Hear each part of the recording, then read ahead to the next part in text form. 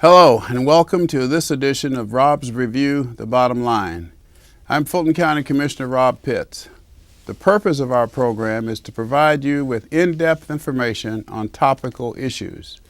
Today we will provide you with an overview of the Department of Registration and Elections and its goals. We will also discuss voter registration, how to change your name and address, how to find your polling place, early voting, ways to vote, absentee ballots, what forms of identification you can bring to the polls, and many other issues and concerns regarding this year's election. As most of you may know, the Georgia General Assembly redrew the Fulton County Board of Commission districts in 2013. Additionally, the General Assembly moved the primary election to May 20th. Therefore, you will be voting earlier and your commission district and your polling precinct may have changed.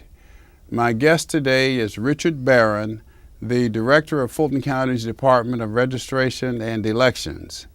He is responsible for conducting elections in Fulton County and registering voters who reside within Fulton County. When we return, we will talk with Director Rick Barron here on Robb's Review, The Bottom Line.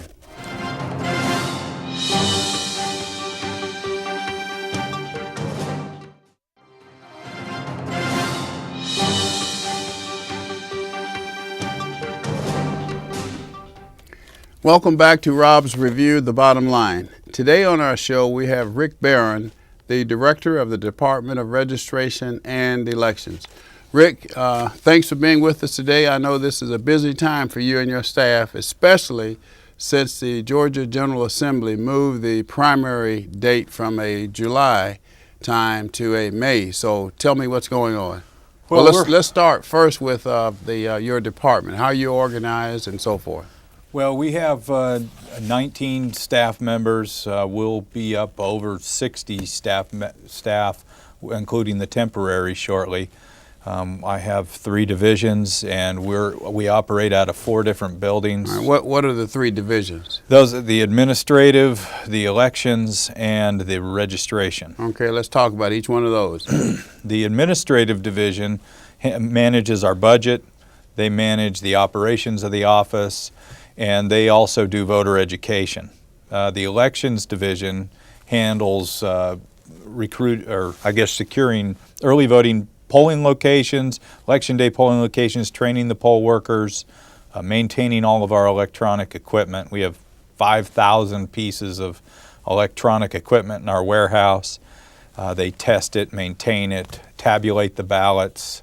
They train the poll workers, and then our registration division makes sure that all the voters are registered to vote or in their correct districts, and they're in charge of registering voters, training deputy registrars, and processing ballots by mail. All right, what's the primary goal of the Department of Registration and Elections? Well, right now we're focused on 3 things, which is to improve our operations. We've had, issues in the past, and we are working towards restoring voter confidence. That's another goal, and to expand early voting to make voting easier and more accessible and convenient for voters. Okay. Now, in the past, we know, and we all know, that there have been problems, and with a county as populous as Fulton County is, I would think that it'd be impossible to have an error-free election, but I guess your goal is to minimize any errors. Yes, what I like to do is define elections rather than being perfect elections. I say I've never seen a perfect election. I've seen successful elections, and I've administered more than 30 successful elections in my career, and it is possible in a county this size. I think if you expand early voting to take some of the pressure off of election day, and so you can reduce the lines, you change voter behavior so that you get 2/3 of the registered voters voting early.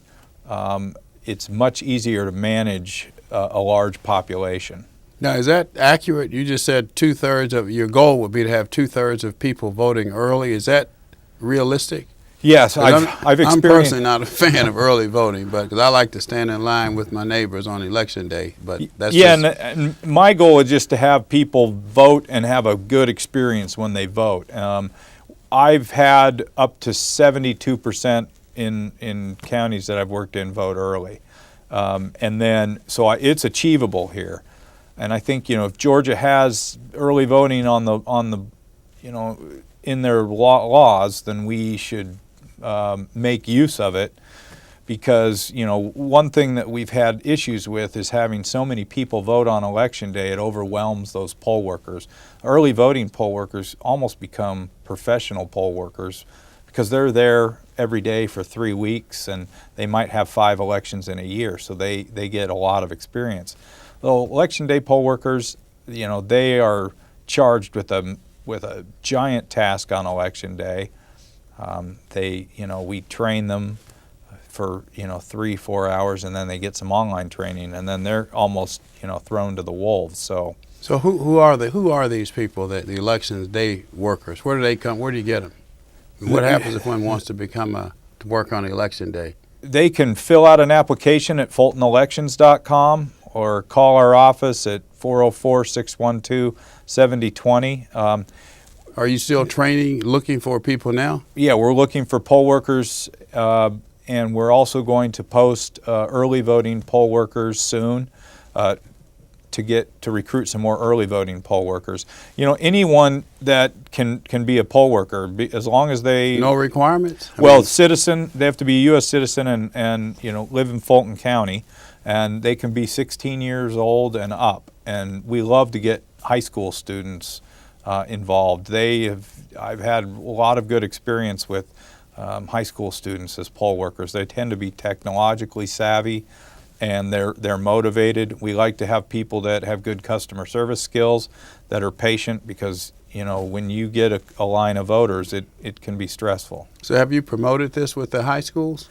We are in the process of doing that this morning. Yeah, and recently I spoke with the South Fulton Chamber of Commerce, and we're doing other voter education activities as the election nears. And I would think that having high school kids work as poll workers would, first of all, be a learning experience. Mm-hmm. They get paid? Yes, a poll manager can make $275 in a day, but I think you can make anywhere from $125 to $275 in a day.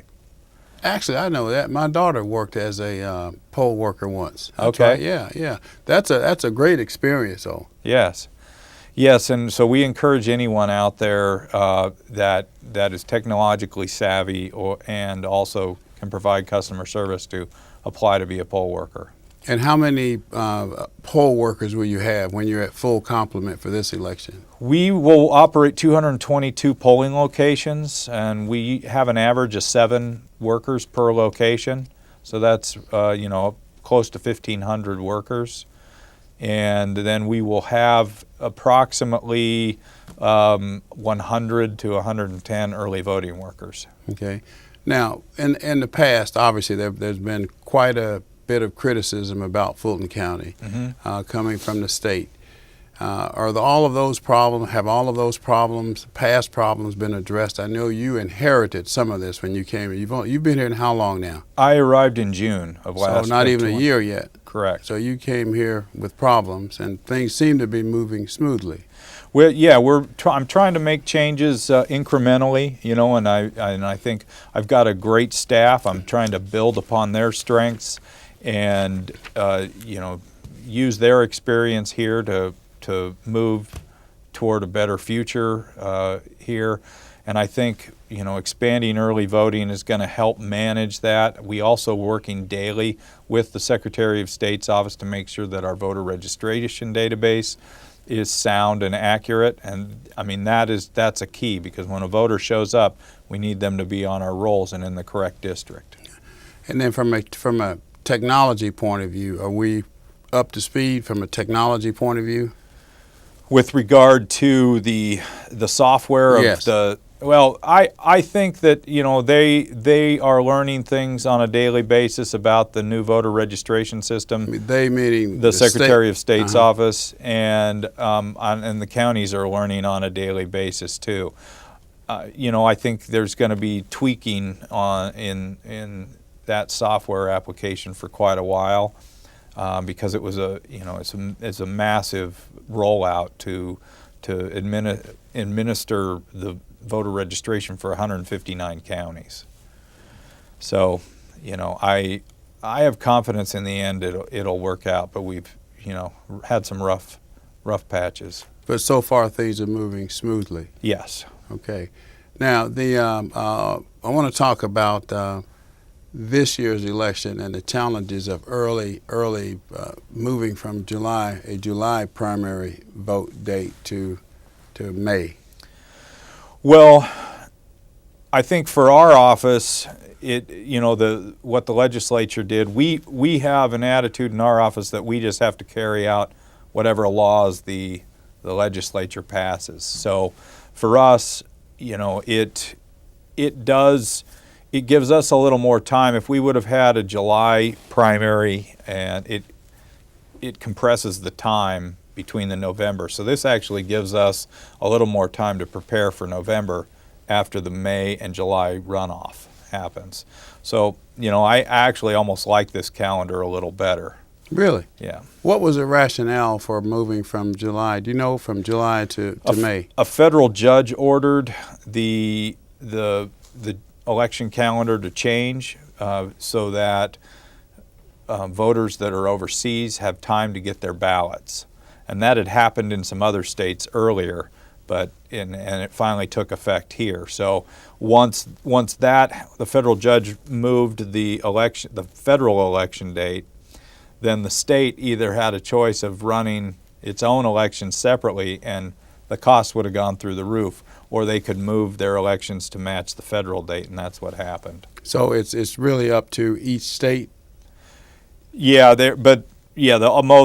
I think basically federal law that has to do with mailing voters or mailing ballots to voters that are overseas. They need 45 days from election day to be able to do that. So that's why they're moving all the elections further apart. Okay, we need to take a break. When we come back, excuse me, I want to talk about everything that's involved from the time a voter steps into the polling place. What happens? Okay. We'll take a break. We'll be right back with Rick Barron, who is the Director of Registration and Elections for Fulton County. This is Robb's Review, The Bottom Line.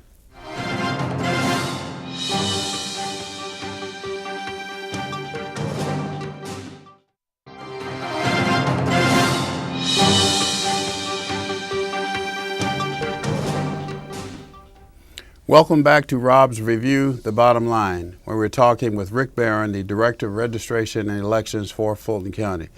Now, Rick, let's talk about this year's election. Forget about the past problems. We're ready for this year. Is that correct? Yeah, that's correct. Okay. Now, walk me through what happens when a voter walks into the polling booth. Once a voter comes into the polling location, they'll check in on what's called an express poll, and the poll worker will look them up on that list.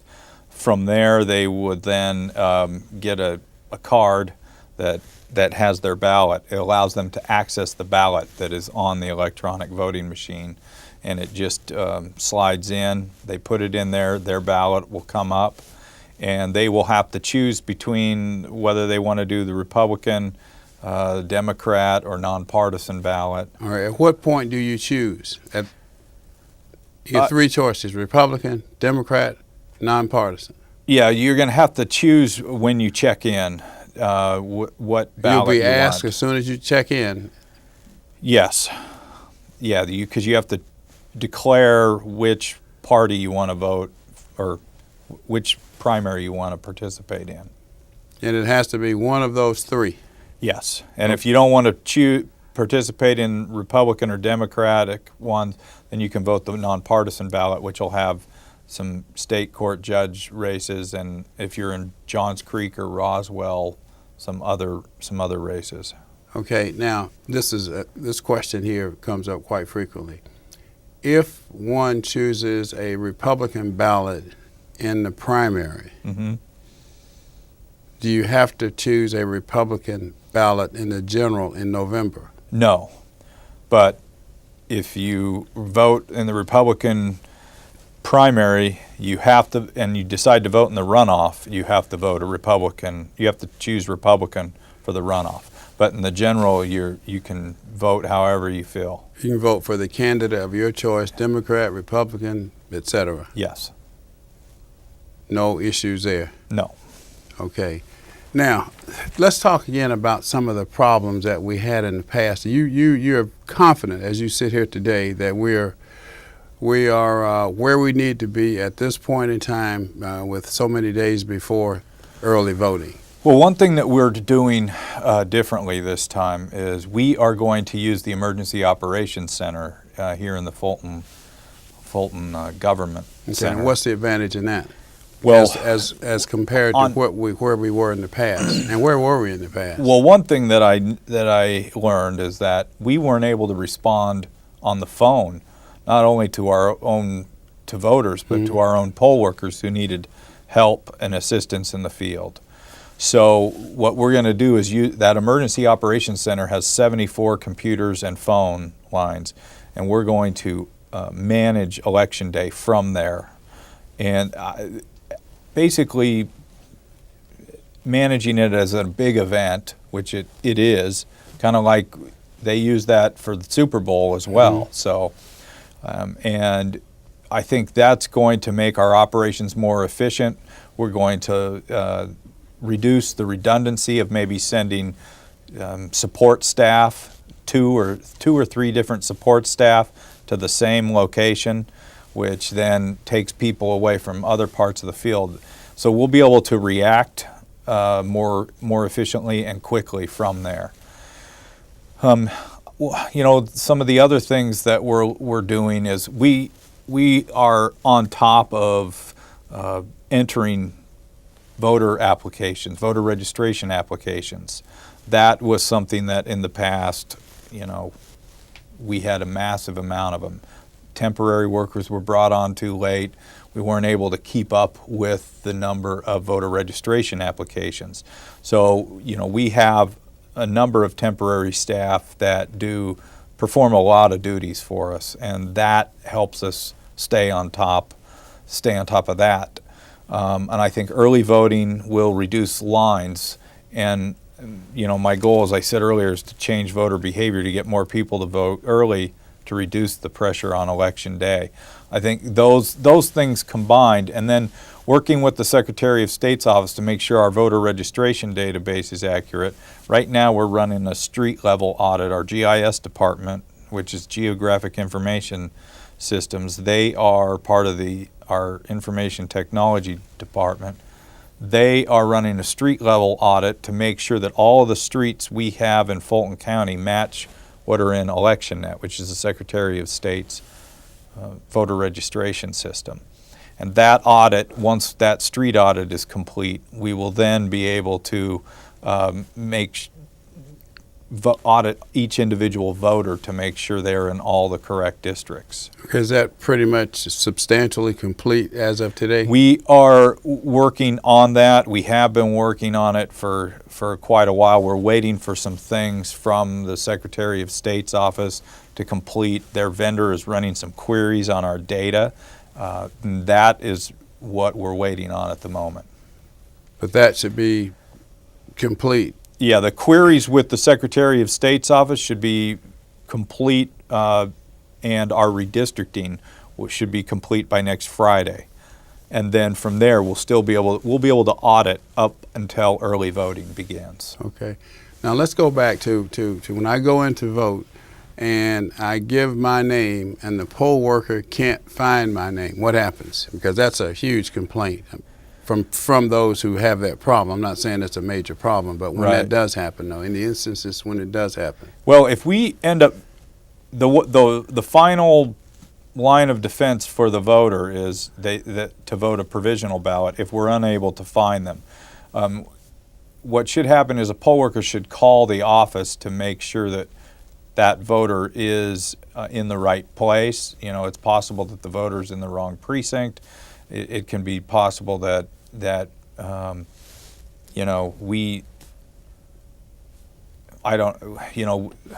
guess it's possible that they just didn't register to vote. They thought they did. Maybe we didn't get a Department of Driver Services application for them. So they can always vote a provisional ballot, and then we can do the research on them after Election Day.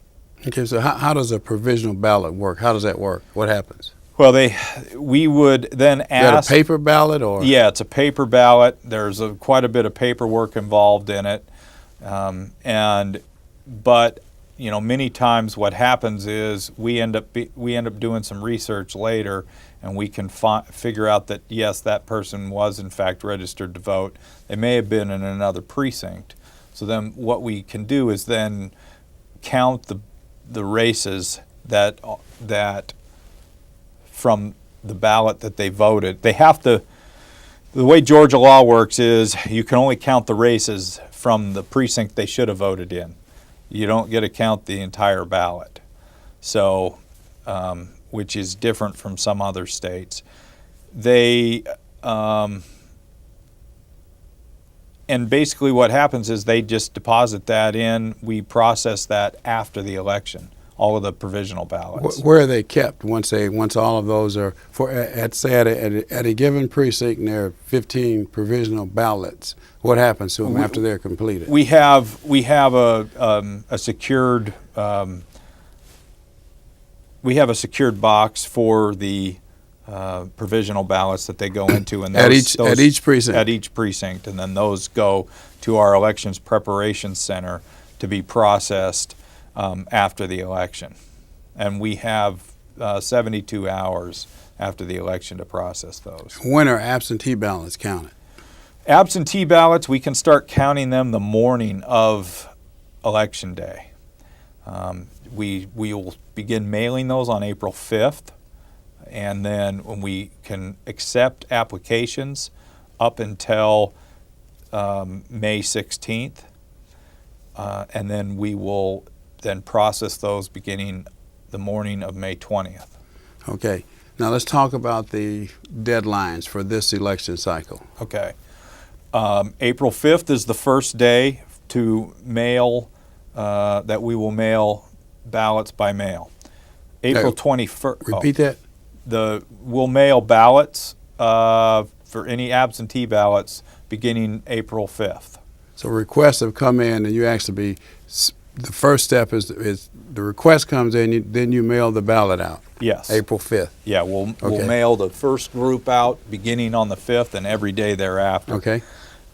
Then April 21st is the voter registration deadline. So anyone that has moved to Fulton County, moved within Fulton County, changed their name, or even who's turned 18 and is going to vote for the first time, all of those people need to either register or update their information by the 21st of April. So if it's not updated, they can't vote? Well, no. If they haven't registered ever in Fulton County, they'll be unable to vote. They can vote a provisional ballot, but if they aren't registered, different story. Okay. Yeah.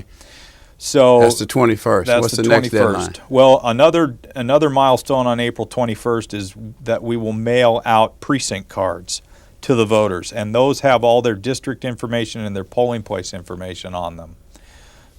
And then April 28th is the first day of early voting. Okay. We will have 7 locations open that first week of early voting, Monday through Saturday from 8 a.m. to 6 p.m. The second and third weeks of early voting, which would be May 5th through the 16th, we will have 19 locations open. It'll be 8 a.m. to 6 p.m. week 2 and 7 a.m. to 7 p.m. week 3. And we'll have 2 Saturdays of 8 to 6 voting. Family voting? Yes. Okay. And the big day is, again? May 20th. May 20th. Rick, we're out of time. Okay. Thank you. Been very helpful. This is good information. Yeah, Thank you. When this is Robb's Review, The Bottom Line, and when we come back to the bottom line, I will sum up of what we've talked about today and reemphasize that we're voting early this year and that we want you to participate in the process. This is Robb's Review, The Bottom Line.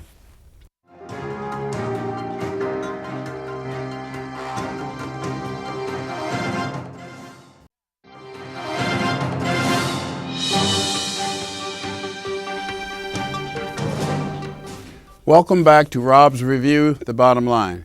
I hope that this show has been helpful in bringing you up to date regarding voter registration and voting in Fulton County.